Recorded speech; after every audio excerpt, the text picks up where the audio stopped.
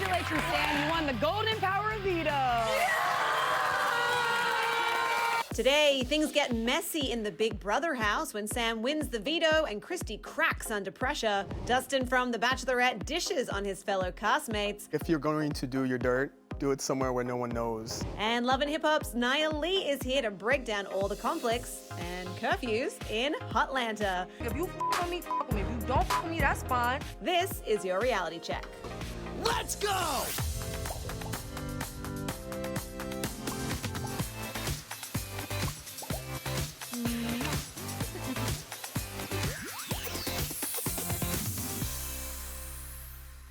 Let's go indeed. I like that. I'm stealing it. Welcome to the show. I am Lyndsey Rodrigues. Joining me today is the host and creator of Adulting on Bravo. She's one of my good friends, Chelsea White. Welcome back to the show. And from Love and Hip Hop New York, it is the lovely Nya Lee, also a returning guest. Welcome, my loves. Thank you for having me. Of course. Now, because you are a returning guest to the show, you know how we roll here. We always start with the top 5, so let's do it. At number 5, Project Runway host Karlie Kloss revealed to British Vogue that it's been hard being connected to the Trump White House. Now, Karlie is married to Joshua Kushner, who is the brother of Donald Trump's son-in-law and senior advisor, Jared Kushner. Although Jared and his wife Ivanka are known for campaigning very conservative policies, Karlie and her new hubby are decidedly more liberal. Now, Karlie told Vogue, I choose to focus on the values that I share with my husband, and those are the same liberal values that I was raised with. So, do you guys think that Karlie should be even more outspoken against her in-laws' very conservative policies? No, I think that she's doing a pretty good job because you still have to go home with this person, right? Yes.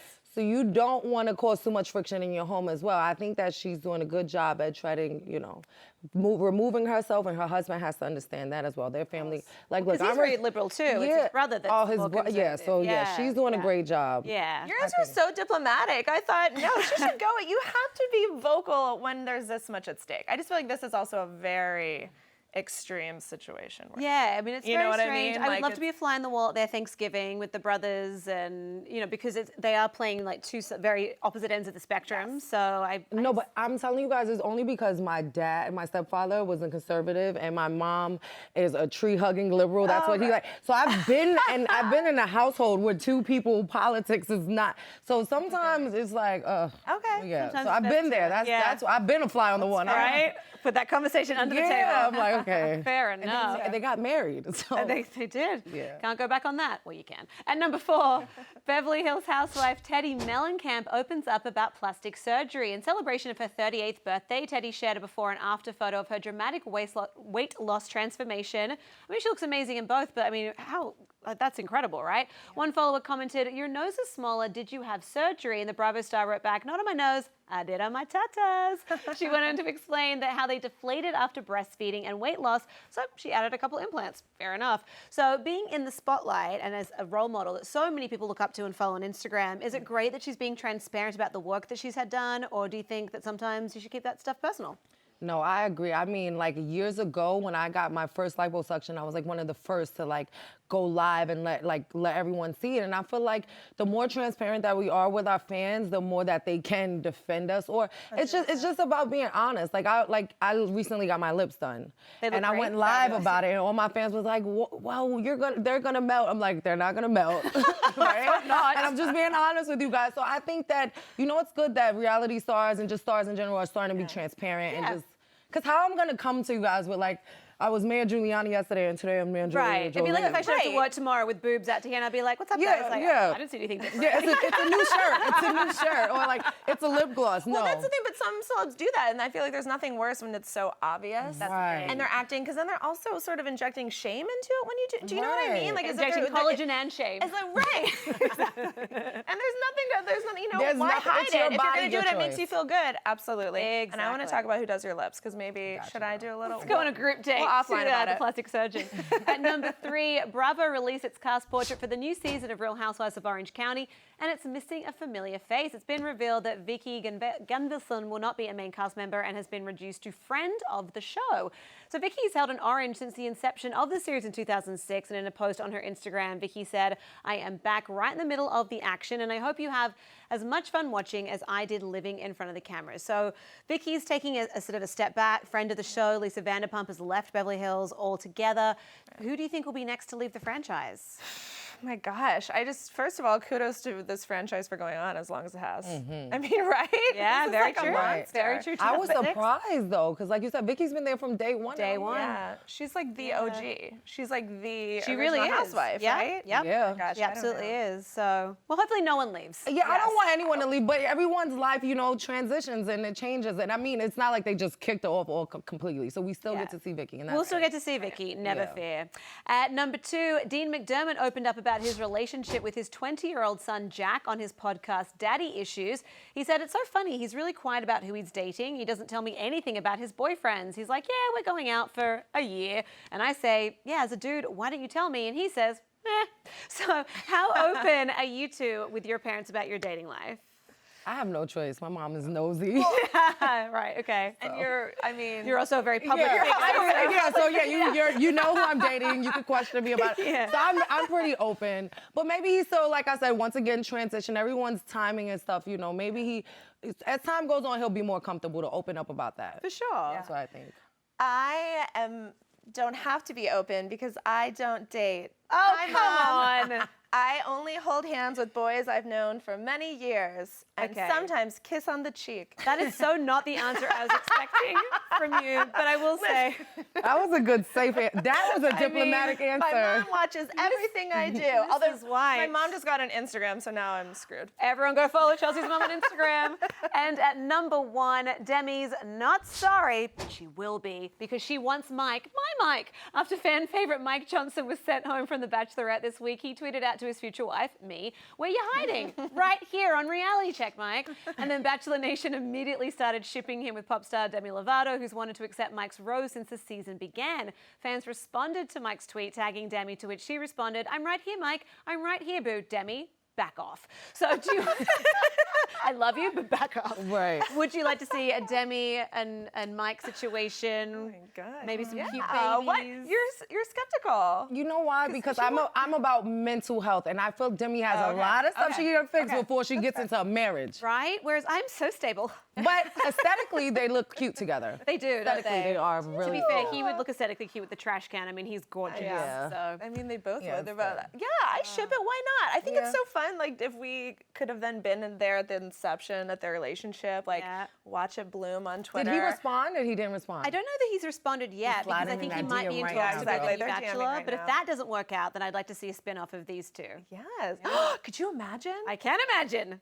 I can. PeopleTV, let's get on that. Let's do it. lock it in right now. Let's also get on this. Last night's episode of Big Brother, it gave us the first veto challenge of the summer and an unexpected win. So alliances have now formed in the Big Brother house, and Team Grateful was hoping for a different outcome in the food fight challenge. Watch. All right, Sam, let's see if you can beat Jack's score of 20.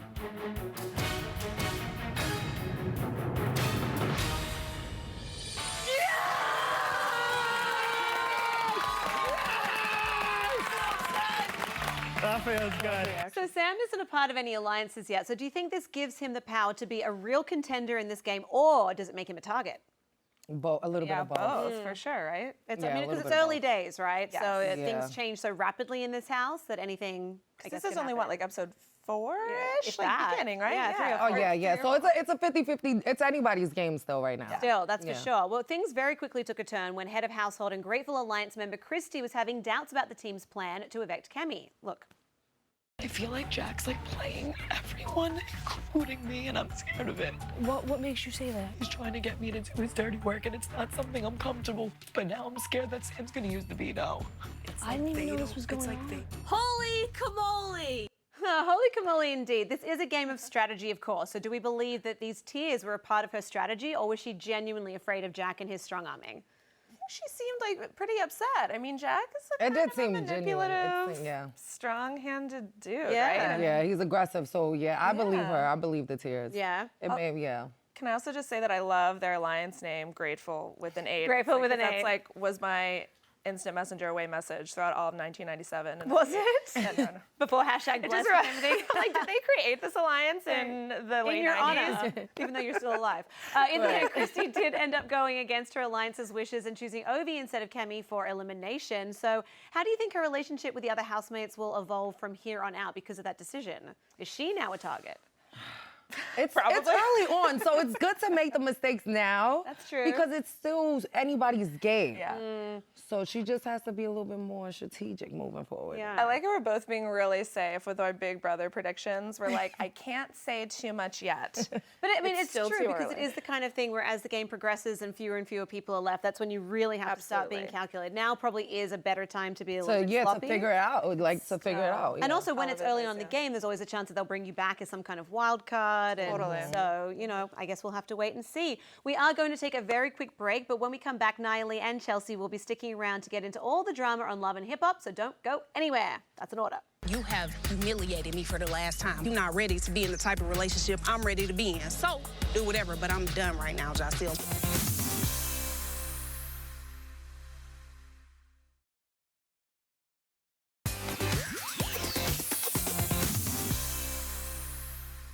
Welcome back to the show. A little bit of reality check for your Wednesday. I am here with Chelsea White, creator and host of Bravo's Adulting, and Nya Lee from Love and Hip Hop New York. So Monday night's Love and Hip Hop Atlanta started off with a bang. Sierra, Shekinah, and Spice went wine tasting, but things got heated very quickly. Watch. You're not a mother. You don't have kids. I'm So not a don't mother, mention but it's the not girl's fair. kids. The bitch shouldn't have been mentioning me. We can't be friends if I can't tell her the truth. Until she kind of gets some kids of her own, I just think that she needs to keep Akbar kids out of her mouth. So ultimately, Shekinah agreed that she was out of place for bringing up Akbar's kids, and then that led to the women having a very real conversation about womanhood. Watch this. My daughter had to go live with somebody else for a year until I got on my feet. So I never judged nobody or their situation. I was pregnant twice and I had 2 abortions. It's nothing I'm ashamed of. You had abortion? I don't regret it. I wasn't ready to have kids. But now with Georgia rolling back on women's rights, all women need to be careful. So I was really surprised and pleased that they got a little political on this episode and brought the whole like Georgia thing into account. But what did you make of it? What were your reactions to this conversation? It was very real and it was very current, and I think that it was something that needed to be done and shown on TV. And I really don't like when women judge other women for the decisions and things that we as women have to deal with, like with kids especially, which this is our body. Like everybody's here because of a woman. And I hate when other women like judge you on how you handle the situation. Yeah, and you can speak very truthfully that because you are a mom. Yeah, I'm a yourself, mom, you know? so like, you know, even like my daughter was on the set of her first video shoot. She was 10 days old, and I had people in my comments like, you know, like you're horrible. Saying stuff about that? Yeah, like they were like, I'm like, so she was left somewhere. Like you can't win. Parenting doesn't come with a handbook, you know. I So we all know. just do the best that we can, and I'm happy that they were able to bring it full circle. Yeah, Absolutely. I know they definitely cheers and made up at the end of that, which was Yes. great. Chelsea, what did you I think? mean, I second everything that you guys said. It's just, it's unbelievable the amount of criticism you see about other women. I mean, about everything. Can we Right. at That's least true. Yeah, be about on everything, each yeah. other's sides Men, about like women, doesn't motherhood? matter. We're all wrong. We're all doing our best, you know? It's like Yeah. when people come at me about the way I take care of my 2 cats, it's like, Look, Tanuki and Miranda Hobbs are very well taken care of. Thank you. Very well. Thank you, Lyndsey. Well, meanwhile, Kendra had had enough with Jock and all of these infidelity rumors. Watch this. You messing with the girls in the salon, you having sex with them. So you gonna keep listening to volunteers? Too many people coming up and telling me the same thing. You have humiliated me for the last time. I'm done right now, Jaceel. You're a liar. I don't like liars. You thought it was cool to tell her a bunch of rumors? Carly told me. I just felt like I needed to pass the information on. Okay, so who do we believe, Jock or the ladies? It's not the ladies, right? I mean, we're just... Given what we just talked about, we probably should be on We're the side like of the ladies. women forever. But seriously, screw those ladies. What do you think? You know what? I just had a wake up this moment yesterday about the woman to woman thing. I hate that women come to you the 11th time after dealing with their man 10 times before. So you have to have solid, evident proof when you come to me. Right. I mean, Because that's sometimes true. girls tell you things like, that's his, the girl who told us, His that's his ex-baby baby mama. mama. Like, Yeah. I would listen and hear her out even if we've created a friendship, but like I want women to start like looking at the source of the information and the motives behind the messenger. I mean, she kind of did though, later in the episode, she kind of gave him the business, but I mean, do you think that she should just kind of, it's been 4 years of them being together and she's had to deal with this repeatedly, so is it time to walk away, or is there still some value there? It is tricky because it's like, what is her motivation, do we think? And so, you know what I mean? That's probably the question. It's like, is she just maybe trying to like headbutt? Because it started from Carly Red though, like Carly Red and then really Shekinah, Carly. Like it went through so many channels or whatever, and no one still has had like hardcore like evident proof of him cheating. So not to be like a girl that's like, oh, my man is perfect. No, but like still like we're living in a social media picture day, it's screenshots. So if you're not coming to me with hard actual like here's receipts. And I'm with receipts. Come with receipts at this point. Because but do you think Carly was also maybe just stirring the pot because she's had her own relationship troubles, and so it was a bit of projection? She wants everyone to be unhappy because she's been unhappy. Carly's being messy Carly, like she messy does. Carly. That's her character. Trademark. I mean, well, talking of messy Carly, next week's Love and Hip Hop Atlanta looks very fiery because Messy Carly and Pooh facing off yet again. The drama continues. So make sure you check us out next week as we cover that. In the meantime, stick around because when we come back, Bachelorette cast-off Dustin is going to tell us who is doing the most this season on the show. Stay tuned.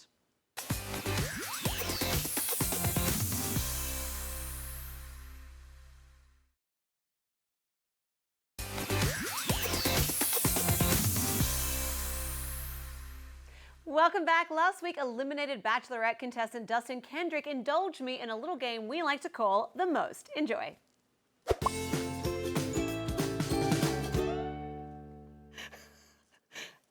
It's the cutest thing I've ever seen. All right, so this is how it's going to work. I'm going to give you a scenario, and you have to pick one of the guys from your experience on The Bachelorette and tell me which one would be the most likely to be in that situation with you. Make sense? Okay. Think of it as like your college yearbook brought to life. Okay. Most likely. All right. So who would be the most likely to bail you out of jail? I would say Mike. Big Mike. Yeah. Yeah, Big Mike for sure. All right.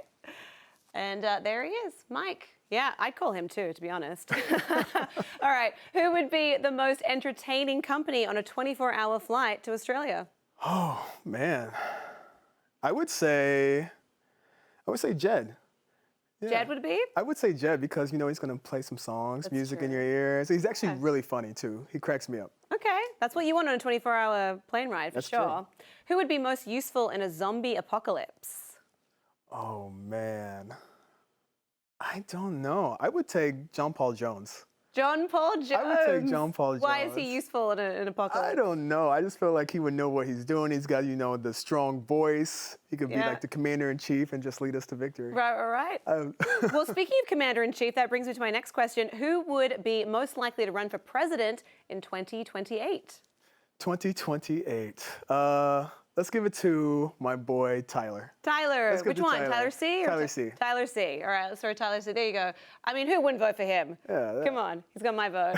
Who is most likely to have a shocking secret revealed about them next? I don't know. I would say, let's say Garrett. I don't know. That's a good Garrett? Yeah, I don't know. Maybe a secret will come out about what he was really wearing on that bungee. Maybe, excursion. right? I don't know. Who is the most likely to win an Oscar, a Tony, a Grammy, or an Emmy? An Oscar? I would give that to Luke P. For sure. For what? What category is Luke P winning an Oscar for? I just feel like he's got probably, you know, he's a little bit of an actor. I feel like. I don't know. He seems to put on a big act. So. Right. I mean, look, maybe I'd throw in MTV's Best Villain Award. Yeah, well. At that. Maybe that, but Oscar, I don't know. Who would need the most hand-holding during a haunted corn maze? Peter.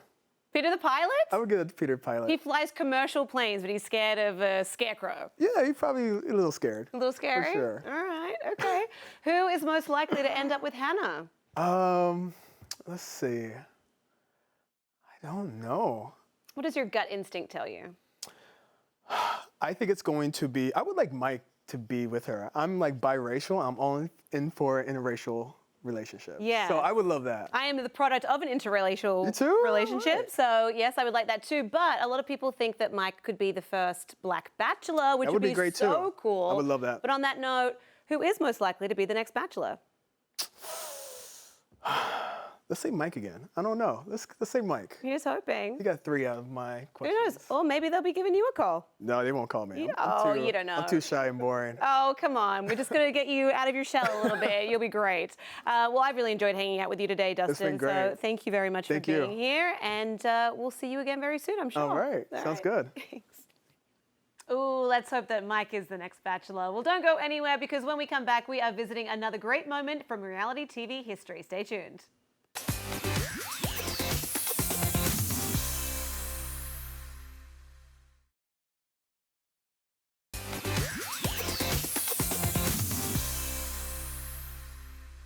Welcome back to the show. It is time for some more retro reality, and this time we're heading north of the border. Enjoy.